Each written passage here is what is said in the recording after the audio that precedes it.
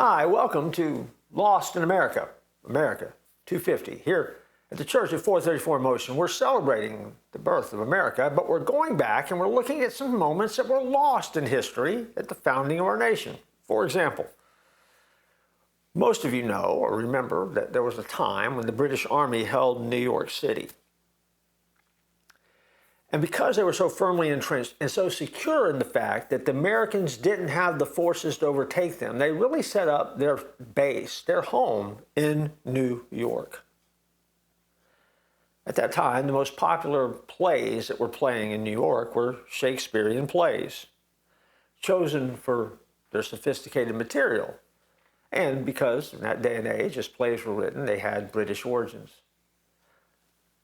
Guess where they got some of the actors that played the parts in those plays? From the British Army. That's right. A lot of the British Army in the evening when they were off duty actually were featured in plays in New York. Who knew?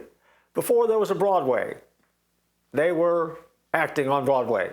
Before they were fighting the next day, they were acting that night. Now, the upstart Americans, they were trying to create their own plays. They were trying to do some theater, but at the time they just couldn't get it off the ground because, well, come on, they were busy. They were entrenched in this fight for freedom. But because they needed to be entertained and because the British were holding New York City, what a better way to spend the evening than being entertained with some classic British plays. And who better to star them than the British troops? And so, one of the pieces of history that's lost in American history is that while they were fighting the Americans and trying to eliminate this upstart nation, they were also starring in plays along the way. Because, well, everyone needs to be entertained. A bit of lost history. For you and I, pay attention to the details. Sometimes history can be fun. And as we celebrate the birth of a nation, celebrate all the things that help to make America great.